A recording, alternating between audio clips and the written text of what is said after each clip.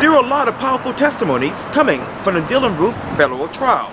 In this special edition of Quintin's Close-Ups, I sit down with attorney Peter Shahid. Peter! Good afternoon. It's good to see you again. Good seeing you again too. I appreciate this. Absolutely. Glad to talk to you. Yes, sir. Well, you know, right next door is the Dylann Roof Federal Trial. Yes. And as we speak right now, the medical examiner is talking, and apparently about 60 total wounds were inflicted into the church shooting victims. Yes. What do you think in your mind the jury's looking at right now? Well, there was never issue of guilt or innocence in this case. I mean, apparently, from what we know, Mr. Roof confessed immediately. We saw the videotape of the confession with the FBI agents. The issue, I think, is what was going on in his mind before all of this. And so we've heard about the pre-planning, we've heard about scoping out the place, other places he may have wanted to attack. Mm-hmm.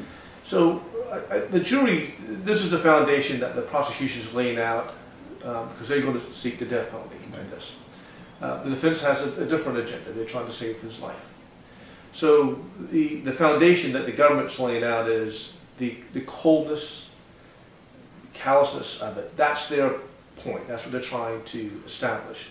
The defense is going to have a different angle on this to show that he's not operating in his right mind, obviously, and that this reason that they're going to establish to save his life. So that's we'll stay tuned with that and find out when the penalty phase, assuming the jury's going to find him guilty, but I think that's pretty much a foregone conclusion. And obviously Polly Sheck will be next on the stand in a few minutes. Why her? Why now on the stand? Well, that old saying: you start off strong, you put your meat and potatoes in the middle, and then you end strong. And so, what stronger witness than her, who laid on the floor, listened to these gunshots going off, hearing the screams and the moans of everything, and then him looking at her and saying, "I'm letting you live, so you can tell the story." I mean, the last impression that the jury's going to hear, or one of the last impressions you're going to hear, is her testimony. I can't think of anything else more compelling from a government standpoint for the jury to have that, so that when they go back to deliberate, that's in their mind. And the last witness is also going to be, in a sense, the first witness that the jury is going to remember when it comes to the penalty phase. They will remember her when it kicks off the penalty phase. And from WYFF, it basically says this: prosecutors said they will wrap up their case tomorrow morning. Closing arguments and jury chain charge that this could happen Thursday. Right. How surprised are you about that? Well, I don't think that the Roof defense team put up much of an issue not as to challenging the testimony of the witnesses. That was all pre-planned. I mean, they had said all along that Dylann would plead guilty if he get life in prison. So their strategy is not to challenge the guilt phase. Their strategy is for them to lay their foundation as to why his life should be spared. And let me talk to you about the judge, because obviously the judge planned to speak to Roof's defense attorney, David Brock, about the possibility of Roof testifying on his behalf. Right. Good move? Well, the judge is going to always ask that question. This is obviously a very different kind of case and a very unusual case. But judges on all cases, I shouldn't say all cases, but in most cases, judges will ask the defendant, Mr. Defendant, you have the right to speak on your own behalf. You're not, our laws and our constitutions protect you, so you don't have to speak on if you don't want to. Okay. So some judges do that on the record. Some judges take the lawyer's representation that the defendant does not want to testify. I think Judge Gergel is just being extra careful to ask Mr. Roof that, and so that's on the record, and whatever Mr. Roof's decision is Mr. Roof's decision. Yeah. Joseph Hamsky, which is the FBI special agent, he testified yesterday that Roof actually stayed off the interstates and main highways that night of the June 17, 2015. What comes to mind when you think that? I don't know. I mean, he was trying to avoid being discovered. So he took the side roads off of that so he wouldn't be found. Clearly, we've seen from the surveillance cameras that he walked out, it was clearly him. I don't know if he was aware of the surveillance cameras or not. I think there was some evidence that came out that he was ready to respond with, because he had a gun in his hand in case there were people out there. Thank goodness he decided to leave town. There was no more carnage. I think that this could have been a lot worse than we could have imagined. And if you, as bad as this all was, Yeah. as horrible all was, if he had decided to carry out other places, I just can't. I don't want to imagine that. right. And if you were in the prosecution, you'd be looking at what? I'm looking at his motive. I'm looking at his planning this out, Right. purchasing things to carry it out, Right. coming down here, looking at places, and looking at ways that he's thinking of how to accomplish whatever his goal may have been. Yeah. Let me go walk you across the street. Okay. Obviously, Michael Slager was basically, and as far as that case has been declared a mistrial. Right. When you think of that, what does that tell you? Well, there are a couple of things I think that we're missing with that case. Okay. Right. First of all, we've got the greatest system in the world when it comes to deciding criminal cases and even civil cases. Right. The backbone of our legal system, which is, I think, the backbone of our society, is a jury system. And here are 12 strangers, 12 people that we don't know who they are. They don't know one another. Right.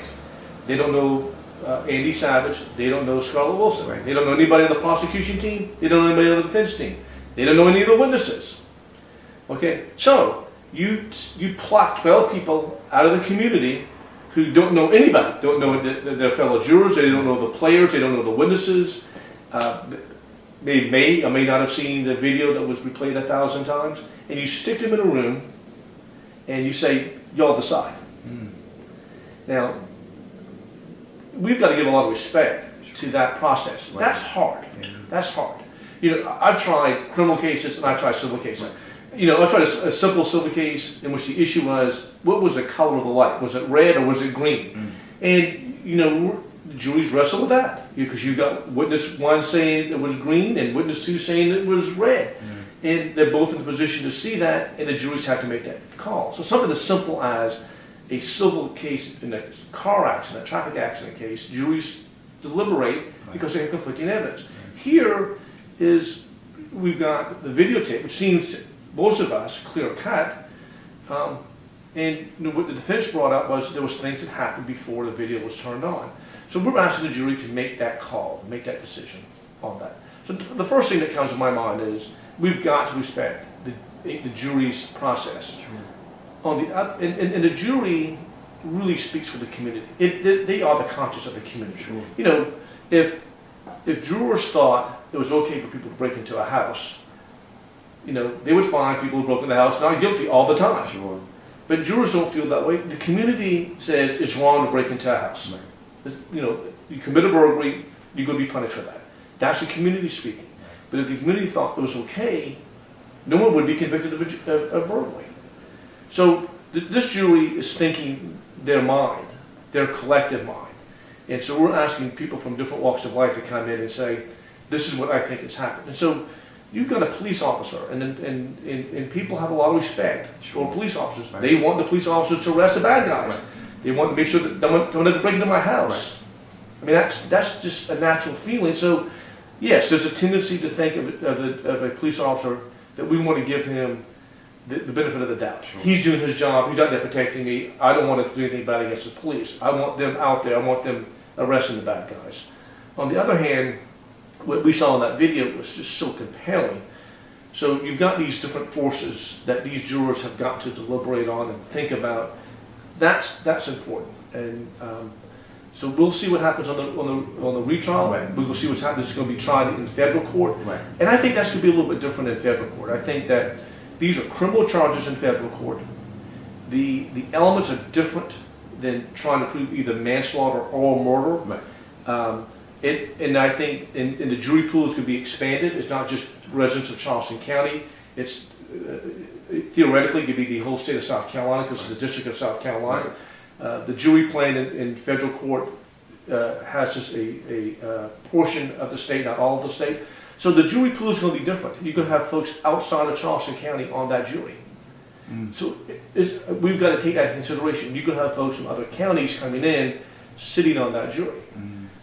I suspect that there'll be more African American jurors sitting in that jury as well, because of the broadness of the jury pool.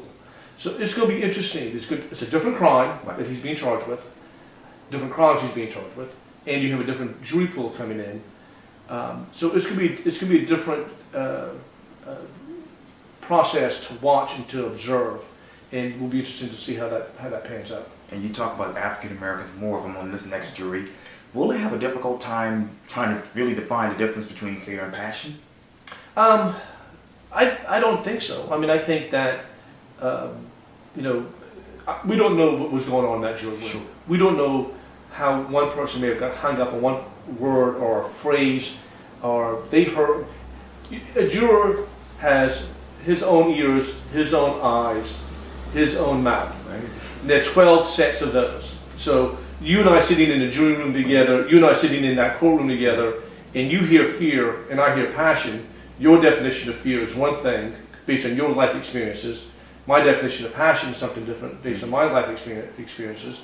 So here we are. How is Quintin and Peter understanding that? And so we hope that, because even in spite of our different upbringing, right, we mesh enough to say, when you explain to me your definition, I explain to you my definition, we find the common ground. And that's the idea. That's what jurors try to do. They try to find the common ground.